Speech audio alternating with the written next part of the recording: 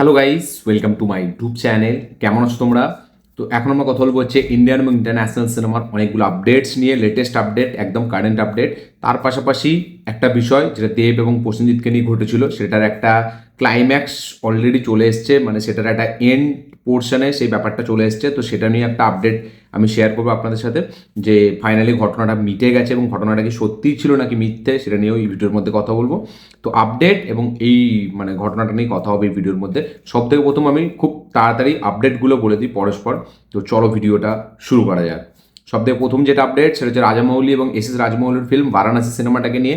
তো বারাণসীর কিন্তু অফিসিয়াল যে রিলিজ ডেট সেটা কিন্তু মেকারদের তরফ থেকে পোস্টার দিয়ে অফিসিয়ালি জানিয়ে দেওয়া হয়েছে। ইয়েস, আমি কালকে আপডেট ভিডিওতে বলেছিলাম যে অলমোস্ট কনফার্ম, মানে কনফার্ম ধরে নিন আপনারা, যে 7ই এপ্রিল 2027 কিন্তু রিলিজ হচ্ছে বারাণসী। তো সেই ডেটটাই কিন্তু এখন শিওর হলো। ইয়েস, সেই ডেটটাই কিন্তু কনফার্ম হলো, যে ডেটটা আমি আপডেট দিয়েছিলাম, যে 7 তারিখ এপ্রিল মাসে 2027 কিন্তু রিলিজ হচ্ছে much awaited, most anticipated upcoming big film, যেটার নাম হচ্ছে Varanasi, directed by S S Rajamouli, actor by Mahesh Babu, actress by Priyanka Chopra, and antagonist মানে হচ্ছে ভিলেন বাই আমাদের পৃথ্বীরাজ সুকুমারান। তো এই ফিল্মটার অফিসিয়াল কিন্তু রিলিজ ডেট কনফার্ম হয়ে গেল। তো মার্চে আসছে স্পিরিট, যেটা 7ই মার্চ না 5ই মার্চ, এবং এপ্রিলে আসছে কিন্তু বারাণসী। তো 2027 কিন্তু সিনেফাইলসদের জন্য বিশাল বড় একটা সাল হতে চলেছে। ইয়েস, তো দেখা যাক বারাণসী কত টাকার বক্স অফিস কালেকশন করে, এবং স্পিরিট এবং বারাণসী এই দুটোর মধ্যে কে সব থেকে বেশি এগিয়ে থাকে। যদিও এটা ক্ল্যাশ না, 1 মাসের ডিফারেন্সে আসছে, বাট দেখা যাক কোনটা বেশি কামায় বক্স অফিসে। নেক্সট যেটা আপডেটস হচ্ছে প্রভাসকে নিয়ে। তার রিসেন্টলি কিছুদিন আগেই রিলিজ হওয়া একটা ডিজাস্টার ফিল্ম, যেটার নাম হচ্ছে রাজা সাব, ডিরেক্টেড বাই মারুতি। তো এই সিনেমাটা কিন্তু 6 তারিখ, মানে এই ফেব্রুয়ারি মাসের 6 তারিখ কিন্তু 4টে সাউথের ভাষায় রিলিজ হয়ে যাচ্ছে। ইয়েস, ডিজিটাল রিলিজ হচ্ছে এই ফিল্মটা, রাজা সাব ফিল্মটা 4টে সাউথের ভাষায়। যদিও হিন্দি ভাষার এখনও কিন্তু কোনো আপডেট আসেনি, বাট 6 তারিখে আমরা তামিল, তেলেগু, কানাডা এবং মালায়ালাম ল্যাঙ্গুয়েজে দেখতে পেতে চলেছি রাজা সাব সিনেমাটা ডিজিটাল প্ল্যাটফর্মে। ইয়েস, ওটিটিতে আসছে রাজা সাব খুব শিগগিরই 6 তারিখ। নেক্সট যেটা আপডেট সেটা হচ্ছে গাদার 2কে নিয়ে, সরি মানে আমাদের একে নিয়ে, বর্ডার 2কে নিয়ে। তো বর্ডার 2 এর টোটাল 7 দিনের বক্স অফিস কালেকশন হচ্ছে 244 কোটি টাকা। ইয়েস, টোটাল 1 সপ্তাহ মিলিয়ে এই সিনেমাটা বক্স অফিসে ওয়ার্ল্ড ওয়াইডে কামিয়েছে 244, মানে 45 কোটি টাকার কাছাকাছি ধরতে পারেন, 3 লাখ টাকা কম। 45 কোটি টাকার 245 কোটি টাকা বক্স অফিস কালেকশন করেছে বর্ডার 2 সিনেমাটি টোটাল নিজের 7 দিন মিলিয়ে। এবং আফটার গাদার 2 সানি দেওয়ালের সেকেন্ড হাইয়েস্ট গ্রসিং ফিল্ম হচ্ছে এই ফিল্মটা। নেক্সট যেটা আপডেট সেটা হচ্ছে আমাদের LIK, মানে হচ্ছে লাভ ইন্স্যুরেন্স কোম্পানি, যেটা প্রদীপ আর কৃতি শেট্টির নেক্সট রিলিজ, যেই ফিল্মটা 14 তারিখে আসার কথা ছিল। তারপরে আমি আপডেট দিয়েছিলাম যে পোস্টপোন হয়ে যাবে থালাপতি বিজয়ের ফিল্মটার জন্য, বাট তারপরে কালকে আমি আবার বলি যে এই সিনেমাটা পোস্টপোন হবে না, ওই সময় আসছে। এবং আজকে মানে হ্যাঁ সরি, কালকে এই সিনেমাটা সেন্সারের জন্য পাঠানো হয়েছিল। বাট এখন যেটা আপডেট, যে এই সিনেমাটা কিন্তু 12ই ফেব্রুয়ারি রিলিজ হচ্ছে। ইয়েস, 12ই ফেব্রুয়ারি এই সিনেমাটা অফিসিয়ালি রিলিজ হচ্ছে। এখন কিন্তু বলতে গেলে এটা কনফার্ম যে 12ই ফেব্রুয়ারি রিলিজ হচ্ছে কিন্তু লাভ ইন্স্যুরেন্স কোম্পানি এই সিনেমাটা। তো দেখা যাক প্রদীপের নেক্সট একটা 100 কোটি টাকার বসার এই ফিল্মটা হয় নাকি। নেক্সট যেটা আপডেট সেটা হচ্ছে আমাদের একে নিয়ে, ফৌজি সিনেমাটাকে নিয়ে। প্রভাসের upcoming much awaited film Fauji, directed by Sitaram Ahmed, director Hanuraghavapudi. এই সিনেমাটার টিজার কিন্তু মার্চ মাসে আসতে চলেছে। ইয়েস, মেবি আমরা মার্চে যখন ইয়াসের টক্সিক বা ধুরন্ধর 2 রিলিজ হবে, সেই প্রিন্টের সাথে, মানে ওই ফিল্মগুলোর সাথে হয়তো অ্যাটাচ থাকবে হয়তো ফৌজির টিজার। এরকমই এখনও পর্যন্ত আমার মনে হচ্ছে, মানে মার্চের টিজার আসবে এই আপডেটটা আমি পেয়েছি। বাট এই যে এই সিনেমাগুলোর সাথে অ্যাটাচ থাকবে, এটা আমার পুরোপুরি আমার নিজস্ব মতামত হতে পারে এটা। এবার আপনাদের কি মতামত অবশ্যই শেয়ার করবেন। বাট মার্চে কিন্তু আসছে ফৌজি সিনেমার টিজার, প্রভাসের নেক্সট রিলিজ। নেক্সট যেটা আপডেট সেটা হচ্ছে আমাদের বারাণসী সিনেমাটাকে নিয়ে। তো বারাণসী হতে চলেছে ভারতের প্রথম এরকম সিনেমা যেটা শুটিং কিন্তু আন্টার্কটিকায় হতে চলেছে। ইয়েস, আন্টার্কটিকা মহাসাগরে হতে চলেছে বারাণসী সিনেমা শুটিং। এটা এখনও পর্যন্ত ইন্ডিয়ান সিনেমাতে কোনোদিন হয়নি, ফার্স্ট টাইম হতে চলেছে কোনো ইন্ডিয়ান সিনেমা শুটিং আন্টার্কটিকার মহাসাগরে হতে চলেছে। ইয়েস, তো দেখা যাক এই সিনেমাটা, যে আমরা মানে ভিজুয়াল যখন এসেছিলো, যখন কাইন্ড অফ একটা গ্লিমস এসেছিলো প্রথম ইন্ট্রোডাকশন, তখন আমরা দেখেছিলাম আন্টার্কটিকায় সব মানে আন্টার্কটিকাকে দেখানো হয়েছিল। এবং সেই পোর্শনগুলো কিন্তু বিশাল লেভেলের একদম ভিজুয়াল যে একদম এক্সট্রা অর্ডিনারি হতে চলেছে সেটার গ্যারেন্টি দিচ্ছিল।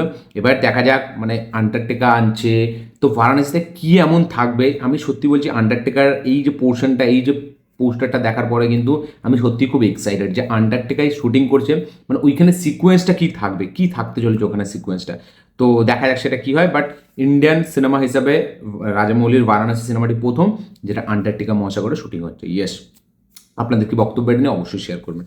নেক্সট যেটা আপডেট সেটা হচ্ছে কিয়ানু রিভসের নেক্সট ফিল্ম, যেটার নাম হচ্ছে BRZRKR। এটাকে আমি প্রোনাউন্স করতে পারছি না, কীভাবে প্রোনাউন্স করবো, ব্রাজারকার না কি প্রোনাউন্স হবে আমি জানি না, বাট ফিল্মটার নাম হচ্ছে BRZRKR। এই সিনেমাটা একটা R-রেটেড অ্যাকশন ফিল্ম হতে চলেছে, হাই অকটেন অ্যাকশন ফিল্ম। এই সিনেমাটা শুটিং কিন্তু চালু হতে যাচ্ছে এই বছর শেষের দিকে। ইয়েস, এবছর শেষের দিকে এই সিনেমাটা শুটিং হবে এবং এই সিনেমার ডিরেক্টরের নাম হচ্ছে জাস্টিন লিন। খুবই ফেমাস একজন ডিরেক্টর, আপনারা চাইলে গিয়ে দেখতে পারেন। তো ওর মুভিগুলো বেশ আমার ভালো লাগে, আমাকে বেশ সারপ্রাইজ করে জাস্টিন লিন। তো এই ফিল্মটা নেটফ্লিক্সে রিলিজ হবে ডাইরেক্ট, ঠিক আছে, মানে পরের বছর এই সিনেমাটা ডাইরেক্ট নেটফ্লিক্সে রিলিজ হবে। এবং এই সিনেমাটা কিন্তু অনেক দিন ধরে আটকে ছিল, এর শুটিং চালু হচ্ছিল না, বাট এখন যেরকম ফাইনালি আপডেট উঠে এসছে যে এই সিনেমার শুটিং কিন্তু মানে এই বছরই একদম শেষের দিক থেকে চালু হতে পারে, মেবি অক্টোবর, নভেম্বর বা ডিসেম্বর থেকে। তো কিয়ানু রিভসের একটি হাই অকটেন R-রেটেড অ্যাকশন ফিল্ম, সেটা কিন্তু নেটফ্লিক্সে পরের বছর রিলিজ হতে চলেছে। তো যারা যারা কিয়ানু রিভসের ফ্যান অবশ্যই একটা করে লাইক দিয়ে দেবেন। নেক্সট যেটা আপডেট সেটা হচ্ছে আমাদের D55, মানে ধনুষের 55তম সিনেমাটাকে নিয়ে। তো এই সিনেমাতে মিউজিক দিচ্ছে কিন্তু সাই আভাঙ্কিয়ার। ইয়েস, সাই আভাঙ্কিয়ার সে মিউজিক দিতে চলেছে D55-এ, সেটা তাকে কিন্তু অনবোর্ড আনা হয়েছে। তো সাই আভাঙ্কিয়ার অ্যাটলির এই সিনেমাটা করছে, তারপরে আমরা দেখলাম সূর্যার এই সিনেমাটা করছে, তো তারপরে আবার তাকে এই সিনেমাটা দেওয়া হচ্ছে। তো সে কিন্তু খুব বড় বড় ফিল্মের কাজ পাচ্ছে। এবার দেখা যাক তার নেক্সট যে ফিল্মটা হতে চলেছে সেটা হচ্ছে অ্যাটলির এই ফিল্মটা। যদি অ্যাটলি আল্লু অর্জুনের এই ফিল্মটা মিউজিক খুব পছন্দ করা হয় তাহলে কিন্তু সে ভবিষ্যতে কিন্তু আরও বড় বড় কাজ পাবে। তো এখন D55 মানে হচ্ছে ধনুষের 55তম সিনেমার মিউজিক ডিরেক্টর হিসাবে কিন্তু সাই আভাঙ্কারকে নেওয়া হচ্ছে, এটা কিন্তু অফিসিয়ালি কনফার্ম। নেক্সট যেটা আপডেট সেটা হচ্ছে চিয়ান বিক্রমের একটা ফিল্ম, যেটা অনেক দিন ধরে আটকে আছে। ফিল্মটার নাম হচ্ছে ধ্রুবা নাচিত্রাম, ডিরেক্টর বাই গৌতম বাসুদেব মেনন। এই ফিল্মটা অনেক বছর ধরে রিলিজ হবে হচ্ছে না, রিলিজ হওয়ার কথা হচ্ছে প্রায় 1-2 বছর ধরে ডিলে হচ্ছে সিনেমাটা, 2-3 বছর মেবি হয়ে গেছে।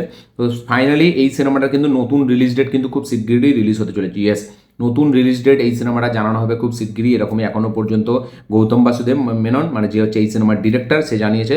দেখা যাক ফাইনালি চিয়ান বিক্রমের এই আটকে থাকা ফিল্মটা কোন সময় রিলিজ হয়।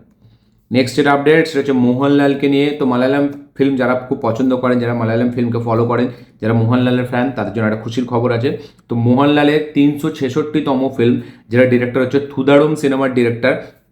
আপনারা সবাই জানেন আমাদের থুদারুম যে সিনেমাটা কিছুদিন আগেই রিলিজ হলো এবং মালায়ালাম বক্স অফিসে ব্যাপক কালেকশন করলো 2025-এ যে সিনেমাটা রিলিজ হলো। এবং ফিল্মটা আমার যদিও খুব একটা আহামরি লাগেনি, বাট ডিসেন্ট ফিল্ম মনে হয়েছিল, ভালো একটা ওয়াচেবল ফিল্ম মনে হয়েছিল, বাট খুব একটা মানে দৃশ্যম লেভেলের হয়নি বা বিশাল যেটা মাস্টারপিস সেরকম না। বাট অনেকের এই ফিল্মটা পছন্দ হয়েছিল, বিশেষ করে মালায়ালাম অডিয়েন্স দারুণভাবে নিয়েছিল এই ফিল্মটাকে। এই ফিল্মটার ডিরেক্টরের নাম হচ্ছে আমাদের তরুণ মূর্তি। তো তার সাথে কিন্তু মোহনলাল আবার একবার কোলাবোরেশন করতে চলেছে। ইয়েস, তরুণ মূর্তির নেক্সট যে ফিল্মটা হতে চলেছে সেটাও কিন্তু মোহনলালের সাথেই হতে চলেছে। এই সিনেমাটা মোহনলালের 366তম সিনেমা হতে চলেছে এবং এর কিন্তু একটা অফিসিয়াল ফার্স্ট লুক পোস্টার ছাড়া হয়েছে, যেখানে আমরা মোহনলালকে কিন্তু একটা পুলিশ অফিসারের চরিত্রে দেখতে পেতে চলেছি। ইয়েস, এটা পুলিশ অফিসারের চরিত্রে থাকতে চলেছে এই ফিল্মটাতে। এই মোহনলালের এই ফিল্মটা, যেটা এখন টাইটেল রাখা হয়নি, বাট টাইটেল হিসাবে এখন ইনিশিয়ালি L366 ধরা হচ্ছে মোহনলালের, মানে মোহনলালকে লাল বলা হয় মালায়ালাম ফিল্ম ইন্ডাস্ট্রিতে। তো মোহনলালের 366তম ফিল্ম হচ্ছে আমাদের এই তরুণ মূর্তির সাথে নেক্সট ফিল্মটা, যেটা ফার্স্ট লুক পোস্টার অলরেডি ছাড়া হয়ে গেছে। তো দেখা যাক এই ফিল্মটা মালায়ালাম বক্স অফিসে কীরকম কী কালেকশন করে। নেক্সট যেটা আপডেট সেটা হচ্ছে ডিরেক্টর শঙ্করকে নিয়ে, যে রোবট 2.0 এবং আমাদের অপরিচিত, শিবাজি দা বস রজনীকান্তের, তো রিসেন্টলি গেম চেঞ্জার রামচরণের, এইসব সিনেমার ডিরেক্টর, যে এক সময় বিশাল বড় একটা ডিরেক্টর ছিল, বিশাল আইকনিক একটা ডিরেক্টর ছিল, যে এই সময় মানে বিশাল খারাপ খাজা ফিল্ম বানাচ্ছে এবং সে প্রায় আস্তে আস্তে হারিয়ে যাচ্ছে। সেটা হচ্ছে শঙ্কর, যে ইন্ডিয়ান 3-এর মতো গজা একটা সিনেমাও বানাতে পারে, ইন্ডিয়ান 2 এবং 3-এর মতো। তো এই সিনেমার এই ডিরেক্টরের ড্রিম প্রজেক্ট, যেটার নাম হচ্ছে আমাদের ভেলপারি। তো এই সিনেমাতে আমরা লিড চরিত্রে মেবি চিয়ান বিক্রম এবং তার পাশাপাশি রণবীর সিংকে দেখতে পেতে চলেছি। ইয়েস, অলরেডি এর আগে আমরা শুনেছিলাম যে চিয়ান বিক্রমের একটি আইকনিক ফিল্ম অপরিচিত, তার রিমেকে আমরা রণবীর সিংকে দেখতে পাবো, বাট রণবীর সিং সেই ফিল্মটা তখন আর তার সাথে হয়নি।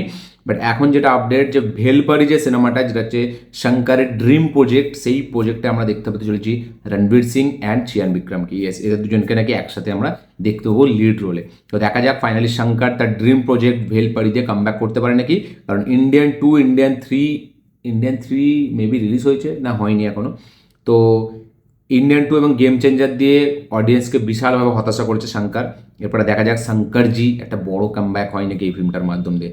আমি একসময় বিভৎস ফ্যান ছিলাম শঙ্কর স্যারের, মানে সেই অপরিচিত, ছোটোবেলায় দেখা, সেই রোবট, সেই শিবাজি দা বস, এখনও রিপিট টেলিকাস্টে দেখি। তো নায়ক, ঠিক আছে, মানে এইরকম ডিরেক্টর, এইরকম আইকনিক কালজয়ী ডিরেক্টর চেচিয়ান বিক্রমের সাথে, তো এইরকম ডিরেক্টর এভাবে হারিয়ে গেল, সত্যি বলছি। মানে এই শঙ্কর, মণিরত্নম স্যার, ঠিক আছে, মানে এরা এইভাবে হারিয়ে যায়, সত্যি মানে এটা খুবই একটা খারাপ লাগে, ঠিক আছে। মানে অনুরাগ কাশ্যপ আমাদের বলিউড থেকে, বা করণ জোহরের কথাও যদি বলি, ঠিক আছে, আরও রোহিত শেট্টি আছে। তো এইরকম ডিরেক্টররা এইভাবে হারিয়ে গেলে, মানে যাদের সিনেমা থেকে ছোটোবেলা থেকে বড় হয়েছি, তারা এক সময় এইভাবে হতাশ করছে, মানে সত্যি এটা খুব ডিসঅ্যাপয়েন্টমেন্ট একটা ব্যাপার। নেক্সট যেটা আপডেট সেটা হলিউড থেকে। তো র্যাম্বো, সিলভার স্টার স্ট্যালন।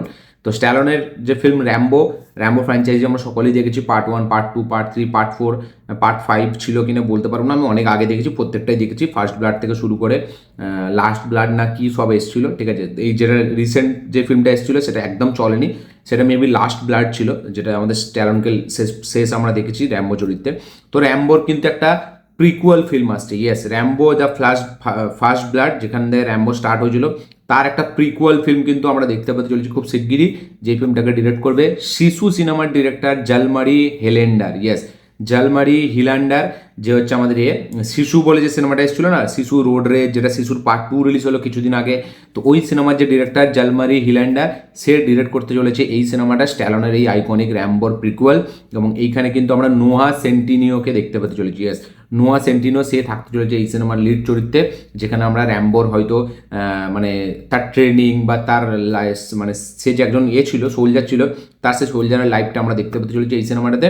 এবং এই সিনেমাটা কিন্তু একদম র, ইন্টেন্স, সার্ভাইভাল স্টোরি একটা হতে চলেছে, যেখানে বিশাল মারকাট থাকবে। এবং শিশু সিনেমাটা যারা দেখেছেন অলরেডি, তারা জানেন যে কোন লেভেলে এই ডিরেক্টর অ্যাকশনকে দেখাতে পারে, অ্যাকশন ভায়োলেন্সটা কীভাবে দেখাতে পারে। তো শিশু আমার ভালো একটা ফিল্ম মনে হয়, বাট পার্ট 2টা আমার অতটা হেভি লাগেনি, পার্ট 1টা আমার ঠিকঠাক বেশ একটা ভালো ফিল্ম মনে হয়েছিল। বাট সেখানে যে অ্যাকশনের যে দৃশ্যগুলো, সেগুলো সত্যিই খুব গোর ভায়োলেন্সওয়ালা ছিল। তো আমার ডিরেক্টরের ওপর অতটা ভরসা নেই, সত্যি বলছি, মানে র্যাম্বো যেই স্ট্যান্ডার্ডের ফিল্ম, সেই স্ট্যান্ডার্ডের হবে কিনা আমি জানি না, বাট আমি দেখার জন্য খুব এক্সাইটেড যে কীভাবে সে পুল আপ করে। নেক্সট যেটা আপডেট সেটা হচ্ছে আফরান নিশোকে নিয়ে। তো 2023-এ ন্যাশনাল অ্যাওয়ার্ডে, মানে বাংলাদেশে, তো সুরঙ্গ ফিল্মের জন্য কিন্তু Afran Nisho best actor award পেয়েছে, ইয়েস, সুরঙ্গ ফিল্মের জন্য বেস্ট অ্যাক্টর অ্যাওয়ার্ড পেয়েছে আফরান নিশো। এবং প্রিয়তমা মুভির জন্য বেস্ট অ্যাক্টর অ্যাওয়ার্ড পায়নি শাকিব খান, ইয়েস। আমি জানি শাকিব খানের ফ্যান্সরা এটাই শুনবে বলে ওয়েট করেছিল, যে শাকিব খানের ফ্যান্সরা এই শাকিব খান প্রিয়তমার জন্য পেয়েছে, বাট প্রিয়তমার জন্য কিন্তু শাকিব খান কোনো অ্যাওয়ার্ড পায়নি বেস্ট অ্যাক্টরের। বাট সুরঙ্গর জন্য এখানে আফরান নিশো পেয়েছে বেস্ট অ্যাক্টর। বাট প্রিয়তমা যেটা করে দেখিয়েছে সেটা কিন্তু খুব হিস্ট্রি, যে 2023-এ প্রিয়তমা যখন রিলিজ হয়, সেই ফিল্মের টোটাল 5টা নমিনেশন হয়েছিল, যেখানে best singer, best lyricist, best makeup man, best writer, আর একটা কী ছিল, তো টোটাল 5টা ক্যাটাগরিতে কিন্তু অ্যাওয়ার্ড জিতেছে প্রিয়তমা সিনেমাটি, ইয়েস, বেস্ট রাইটার, বেস্ট আমাদের singer, best makeup man, best আমাদের লিরিসিস্ট, তো সব কিছু মিলে টোটাল 5জন অ্যাওয়ার্ড পেয়েছে বেস্ট ন্যাশনাল অ্যাওয়ার্ড, ঠিক আছে, ন্যাশনাল অ্যাওয়ার্ড। তো সুরঙ্গের জন্য খালি আমাদের আফরান নিশো পেয়েছে best actor, but Shakib Khan কোনো অ্যাওয়ার্ড পায়নি বেস্ট অ্যাক্টরের জন্য। তো আপনাদের কি বক্তব্য এটা নিয়ে? কারা কারা আফরান নিশোর ফ্যান অবশ্যই কমেন্টে লিখে জানাবেন এটা নিয়ে আপনাদের কি বক্তব্য। নেক্সট যেটা আপডেট সেটা হচ্ছে শাকিব খানকে নিয়ে। শাকিব খানের প্রিন্স সিনেমার ফার্স্ট লুক কিন্তু আসতে চলেছে নেক্সট দিন, মানে হচ্ছে কালকের দিন, ইয়েস, কালকে শনিবার 31শে জানুয়ারি এই সিনেমার প্রথম ফার্স্ট লুক পোস্টার আসতে চলেছে, ইয়েস। প্রিন্স সিনেমার ফার্স্ট লুক আসছে কালকে। এবার ফার্স্ট লুক মানে ব্যাক সাইড দিয়ে তো আমরা পোস্টার দেখেই ছিলাম অলরেডি, মানে একটা ফ্যান মেড বা বলা যায় অ্যানাউন্সমেন্ট যে পোস্টারটা ছাড়া হয়েছিল, বাট ফার্স্ট লুক পোস্টার যেটা সিনেমাতে থাকবে সেই পোস্টারটা কিন্তু এখনও আসেনি। তো প্রিন্সের ফার্স্ট লুক পোস্টার আসতে চলেছে কালকে। তো কারা কারা শাকিব খান ফ্যান্স অবশ্যই একটা করে কমেন্ট লাইক করে দেবেন, এবং আপনাদের কতটা এক্সাইটমেন্ট কাজ করছে এই প্রিন্স সিনেমাটাকে নিয়ে অবশ্যই লিখে জানাবেন। নেক্সট যেটা আপডেট সেটা হচ্ছে অ্যাটলিকে নিয়ে। তো অ্যাটলি রিসেন্টলি একটা ইন্টারভিউতে জানিয়েছে যে সে কিন্তু জওয়ান 2 এই মুহূর্তে করবে না, শাহরুখ খানের সাথে সে পরবর্তী কোলাবোরেশন করবে, বাট সেটা কিন্তু জওয়ান 2 হয়তো হবে না, এবং জওয়ান 2 কিন্তু হয়তো এখন না, আরও অনেক পরে আসতে পারে। তো জওয়ান 2 নিয়ে যারা এক্সাইটেড ছিল যে অ্যাটলি হয়তো জওয়ান 2 খুব শীঘ্রই বানাবে, সেটা কিন্তু হচ্ছে না। অ্যাটলির কিন্তু আরও অন্যান্য কমিটমেন্ট আছে, বাট সে শাহরুখ খানকে নিয়ে সিনেমা বানাবে খুব শীঘ্রই, বাট সেটা কিন্তু জওয়ান 2 হবে না, এটা কিন্তু সে ক্ল্যারিফাই করে দিয়েছে। তো জওয়ান 2 এর জন্য যারা যারা অডিয়েন্স শাহরুখ খানের ওয়েট করছিলেন তাদের জন্য একটু ডিসঅ্যাপয়েন্টমেন্ট। নেক্সট যেটা আপডেট সেটাও শাহরুখ খানকে নিয়েই। তো 50 কোটি টাকার একটা অ্যাকশন সিকোয়েন্স শ্যুট হচ্ছে 10 দিনের, 10 দিন টোটাল এই শিডিউলটা রাখা হয়েছে, ইয়েস। টোটাল 50 কোটি টাকা খরচা করা হচ্ছে একটা অ্যাকশন সিকোয়েন্সে, যেখানে অভিষেক বচ্চন এবং শাহরুখ খানের মধ্যে একটা ফাইট সিকোয়েন্স থাকবে এবং 10 দিনের শিডিউল রাখা হয়েছে। এই শ্যুটটা হবে 10 দিনে এবং পার ডে 5 কোটি টাকা করে খরচা হবে এই সিকোয়েন্সটার জন্য। ইয়েস, পার ডে 5 কোটি টাকা করে খরচা হবে কিং সিনেমার একটি অ্যাকশন সিকোয়েন্সের জন্য, যেখানে শাহরুখ খান এবং অভিষেক বচ্চনের মধ্যে এই লড়াইটা হবে, যেটা 10 দিনের টোটাল শ্যুট হতে চলেছে। তো প্রতিদিন 5 কোটি টাকা করে খরচা হচ্ছে। তো দেখাই যাক কতটা হেভি হয় এই অ্যাকশন সিকোয়েন্সটা এবং এত টাকা খরচা করছে মানে মার্কফ্লিক্স, যে হচ্ছে সিদ্ধার্থ আনন্দের প্রোডাকশন হাউস, তার সাথে সাথে রেড চিলিস আছে শাহরুখ খানের প্রোডাকশন হাউস। তো ফাইনালি আউটপুট কীরকম বেরোয়। তবে আমি একটা জিনিস খুব ভরসা করে আছি, যেহেতু সিদ্ধার্থ আনন্দ আছে, সে কিন্তু এই ফিল্মটাকে দারুণভাবে হ্যান্ডেল করবে এবং আমার মনে হচ্ছে কিং কোথাও না কোথাও গিয়ে 1000 কোটি না হলেও 500 কোটি টাকা কিন্তু ক্রস করে যাবে, এটা আমার মনে হচ্ছে। আপনাদের কি বক্তব্য অবশ্যই শেয়ার করবেন। নেক্সট যেটা হচ্ছে সেটা হচ্ছে আলিয়া ভাটকে নিয়ে, যেটা আজকে আমাদের লাস্ট আপডেট। তো আলিয়া ভাট কিন্তু একটা সিনেমা প্রডিউস করতে চলেছে, যেই সিনেমাটার নাম হতে চলেছে আমাদের don't be shy. Yes, don't be shy. সে একটা সিনেমা প্রডিউস করেছে আফটার জিগরা সিনেমাটা প্রডিউস করার পরে, মানে তার প্রথম cinema as a producer Darling ছিল, আমরা সকলেই জানি, দেখেছি। বিজয় বর্মা ছিল যেই সিনেমাটা। নেক্সট তার দ্বিতীয় সিনেমা ছিল জিগরা, যেটা বেদাং রায়নার সাথে, যেটা 2023-24 দুর্গাপুজোতে রিলিজ হয়েছিল। জিগরা আমরা সকলেই দেখেছি। তো সকলে হয়তো দেখেনি, যদিও সিনেমাটা আমার খুব একটা হেভি লাগেনি, বাট ঠিকঠাক একটা সিনেমা ছিল, ঠিকঠাকও লাগেনি আমার যদিও। তো আলিয়া ভাটের ওইটা সেকেন্ড কোলাবোরেশন ছিল as a producer, but third time সে তার বোন শাহিন ভাটের সাথে কিন্তু কোলাবোরেশন করতে চলেছে একটা সিনেমার জন্য। ইয়েস, শাহিন ভাট যে আলিয়া ভাটের বোন, ঠিক আছে, মানে নিজের না, মানে তার চাচাতো বোন। তো তার সাথে সে টিম আপ করে একটা সিনেমা প্রডিউস করছে, যেই সিনেমাটার নাম হচ্ছে ডোন্ট বি শাই। এই সিনেমাটা হতে চলেছে একটা গ্রো আপের একটা স্টোরি, একটা মেয়ে যে সব মানে কী বলবো প্রবলেমকে সলভ করে নিত, ট্যাগেল করে নিত। তো এইরকম একটা সিচুয়েশনে ডিল করছে এই সিনেমাটা, যেটার একটা অফিসিয়ালি আজকে রিভিল করা হয়েছে সে ইনস্টাগ্রামে হ্যান্ডেলের মাধ্যম দিয়ে, আলিয়া ভাটের সোশ্যাল মিডিয়ার পোস্টের মাধ্যম দিয়ে, যে সে অ্যাজ এ প্রডিউসার তার কিন্তু নেক্সট কাজ হতে চলেছে, টাইটেল হতে চলেছে ডোন্ট বি শাই। এখনও কাস্টিং ফাইনালাইজ করা হয়নি, বাট সেই সিনেমার অ্যানাউন্সমেন্ট কিন্তু সে দিয়ে দিল। তো দেখা যাক থার্ড টাইম প্রডিউসার হিসেবে আলিয়া ভাট কতটা সফল হয় নাকি আবার ব্যাকফায়ার করে, সেটা দেখবার মতো বিষয় হবে। তো এই ছিল আপডেট। লাস্ট যেটা কথা বলবো সেটা ছোট্ট করে হচ্ছে আমাদের দেব এবং প্রসেনজিতের কন্ট্রোভার্সিটাকে নিয়ে। তো দেব আজকে ফাইনালি বুম্বাদার বাড়িতে গিয়েছিল এবং তার টাইম স্পেন্ড করেছে, যার কারণে দেব একটা পোস্ট করেছিল যেখানে এমনি লিখে একটা লাভ দিয়েছিল। তারপরে প্রসেনজিৎ চট্টোপাধ্যায়ও কিন্তু একটা পোস্ট করে, সে লেখে তুই এলি, কথা বললি, ভালো লাগলো, নিজের খারাপ লাগাগুলোকে সরিয়ে বাড়ির ভুল বোঝাবুঝিগুলোকে সামলানোটাই বড়দের কাজ, ঠিক আছে, ভালো থাক, আদর। তো এরকম একটা পোস্ট দেয় প্রসেনজিৎ চ্যাটার্জি, মানে এই যখন আমাদের দেব যে পোস্টটা শেয়ার করে তাকে শেয়ার করে প্রসেনজিৎ চ্যাটার্জি একটা পোস্ট করে, এই যে বললাম যে তুই এলি, কথা বললি, ভালো লাগলো, এবং বড়দের মানে বাড়ির ঝামেলাগুলো মেটানোই হচ্ছে বড়দের কাজ, ভালো থাক। তো এখান থেকে একটা জিনিস আমি যেটা আমার ওই কন্ট্রোভার্সি ভিডিওটাই বলেছিলাম, যে আর্টিকেল যেটা ছাড়া হয়েছিল সেটাতে অনেকটা বাড়িয়ে বলা হয়েছিল, বাট কোথাও কি সেটা কিন্তু ভুল বলেনি। আমি বারবার বলেছিলাম যে ওই আর্টিকেলটা, এরকম আর্টিকেল বহু এর আগেও বেরিয়েছে, বাট আমি কিন্তু একবার ওখানে কথাটা মেনশন করে নিয়েছি এটা পুরোপুরি ভুল, ঠিক আছে। বাট এই পোস্টের মাধ্যম দিয়ে প্রসেনজিৎ চ্যাটার্জির এটা কিন্তু একটা জিনিস শিওর হয়ে গেল যে ওই দিন কিন্তু কিছু একটা ছোট্ট হলেও বুম্বাদা এবং প্রসেনজিতের মধ্যে হয়তো একটা হালকা এমনি হয়তো একটা কথা কাটাকাটি হয়েছিল, মানে কথা কাটাকাটি মানে এরকম দেবদা হয়তো মানে কষ্টর মাধ্যম দিয়েও হয়তো বলতে পারে, এটাও হতে পারে যে যেহেতু সবাই তার বিরুদ্ধে, যেহেতু সে ভাবছে প্রসেনজিৎ চ্যাটার্জি সে নিজের দাদার মতো ভাবে, সেও তার বিরুদ্ধে, হয়তো এই কারণে এরকম একটা ইমোশনালি হয়ে হয়তো সেই কথাটা বলে দিয়েছিল, যার কারণে দেব আবার তার বাড়িতে গিয়ে হয়তো আজকে সেটা মিটমাট করেছে। বাট ওই যে আর্টিকেলটা, সেখানে কিন্তু পুরোটা খবর ভুয়োও ছিল না, বাট আবার যে একদম খুব পরিষ্কার খুব সাফ ছিল এটাও না। বাট দেবদা বেরিয়ে আসার সময় একটা কথা জানিয়েছিল যে আজকে অনেক বড় বড় মাথারা আছে, তো তারা এই ব্যাপারটাকে দেখবে, আমার এখানে না থাকার ব্যাপার নয়। বাট তারপরে ভেতরে যে ঘটনাটা ঘটেছিল সেইটা তুলে একটা আর্টিকেল পোস্ট করা হয়। বাট আমার মনে হয় না যে এতটাও বাড়াবাড়ি হয়েছিল, বাট হয়েছিল কিন্তু একটা সেটা কিন্তু এই পোস্টের মাধ্যম দিয়ে আজকে কিন্তু ক্লিয়ার। তো ওই আর্টিকেলটাকে কোথাও গিয়ে আপনি মিথ্যাও বলতে পারবেন না, আবার কোথাও গিয়ে পুরোটাই যে সত্যি এরকম বলতে পারবেন না, বাট আর্টিকেলটা কিন্তু ফ্যাক্ট, এটা মানতে হবে, আর্টিকেলটা কিন্তু সত্যি, যে একটা ঘটনা কিন্তু ঘটেছিল এবং এইগুলোই কি বলেছিল সেটা এখনো অফিসিয়ালি কনফার্মেশন আসেনি, যে দেব পদ্মশ্রী বা টদ্মশ্রী এরকম ব্যাপার, বা জিদ্দার যে ব্যাপারটা, ঠিক আছে, এখন তো প্রসেনজিৎ চ্যাটার্জির ব্যাপারটা মিটে গেল, তো জিদ্দাকে যে অপমানটা করেছিল সেটার কি মিটমাট হবে, তার জিদ্দার বাড়িতে কি যাবে দেব, সেটা দেখবার মতো বিষয় হবে। বাট ওই আর্টিকেলটা কিন্তু কিছুটা হলেও সত্যি ছিল, এবং পুরোটাও কিন্তু সত্যি নয়, আবার একদম যে মিথ্যে এরকম নয়, বাট সত্যি ছিল আর্টিকেলটা, এটা সত্যি ছিল যে কিছু একটা মানে হয়েছিল, যে দেব এবং বুম্বাদার ভেতরে একটা ঝগড়া হালকা মিনিমাম একটা হয়েছিল, এবং সেটা কিন্তু আজকে পুরোপুরি স্পষ্ট একটা রিভিলেশন চলে এলো, মানে রিভিল হয়ে গেল। তো আমি তো বলবো সব কিছু মিটিয়ে নেওয়াটাই ভালো, এবং দেব এবং প্রসেনজিতের মধ্যে খুবই সম্পর্ক ভালো এবং ভবিষ্যতে তারা একসাথে হয়তো কাজও করবে। বাট এটাই বোঝায় যে মানে প্রসেনজিৎ দেখুন তার একটা আলাদা রেসপেক্ট আমরা সকলেই জানি, মানে সে কোনোদিন ইন্ডাস্ট্রি বা কোনো তার অ্যাক্টার বা তার কম্পিটিটারদের কখনো সে খারাপ মনে করেনি। আর দেবজিৎ তো তার কাছে অনেক বাচ্চা, মানে সে কোন যুগ থেকে আছে, মানে প্রসেনজিৎ হচ্ছে আমাদের এসআরকে, আমাদের টলিউড ইন্ডাস্ট্রির, মানে এসআরকে যখন দিয়ে কাজ করে প্রসেনজিৎ তখন থেকে কাজ করে। তো প্রসেনজিতের সাথে কিন্তু দেবজিতের তুলনা হয় না। আমি অ্যাজ এ দেব ফ্যান আমি এটা বলছি, দেবের সেই যোগ্যতাই নেই প্রসেনজিৎ চ্যাটার্জির কাছে, প্রসেনজিৎ চ্যাটার্জির মানে করা, মানে তাকে কিছু বলার বা তার সাথে নিজেকে কম্পেয়ার করা। সত্যি বলছি, এটা মিঠুন দা, প্রসেনজিৎ এদের সাথে কম্পেয়ার হয় না, এই দেবজিতের বা এই অঙ্কুশের বা এদের কারোর কম্পিটিশন হয় না। বুম্বাদা সে সবসময়, সত্যি বলছি, আমি তাকে আলাদা রেসপেক্টের চক করে দেখি, এবং তার কম্পিটিটার এই মুহূর্তে কেন প্রথম থেকেই বাংলা ইন্ডাস্ট্রিতে কেউ ছিল না, শুধু মিঠুন দা ছিল, যেটা তার সিনিয়র, তার কম্পিটিটার না। তো Prosenjit last of the star আমি বলবো, মানে আমাদের বাংলা, সরি মানে প্রসেনজিৎ হচ্ছে মানে লাস্ট মেগাস্টার আমাদের এর থেকে, মানে দেবদার আগে থেকে, দেবদার আগে যদি কেউ মেগাস্টার হয়ে থাকে সেটা হচ্ছে প্রসেনজিৎ। দেবদার তো এখন তাকে মেগাস্টার ট্যাগ দিয়ে দিয়েছে, বাট রিয়েল মেগাস্টার ট্যাগ যদি কাউকে দেওয়া হয় সেটা কিন্তু প্রসেনজিৎকে দেওয়া দরকার।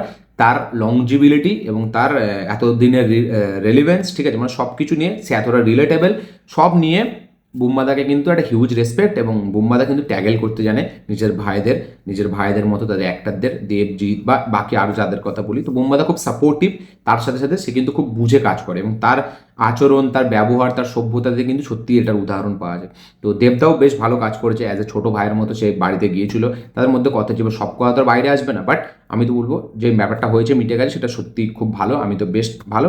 এবং আমি এটাও বলবো যে আর্টিকেলটা যেটা বেরিয়েছিল সেটা কিছুটা হলেও সত্যি ছিল। আপনাদের কি বক্তব্য এই ব্যাপারটার ওপর অবশ্যই কমেন্টে লিখে জানাবেন। তো মানে এখন হয়তো যারা দেব হেটার্স তারাও এবারে বিগড়ে যাচ্ছে, তারাও এবার মাথা ঠিক করে রাখতে পারছে না, সব কিছু ঠিক হয়ে গেল।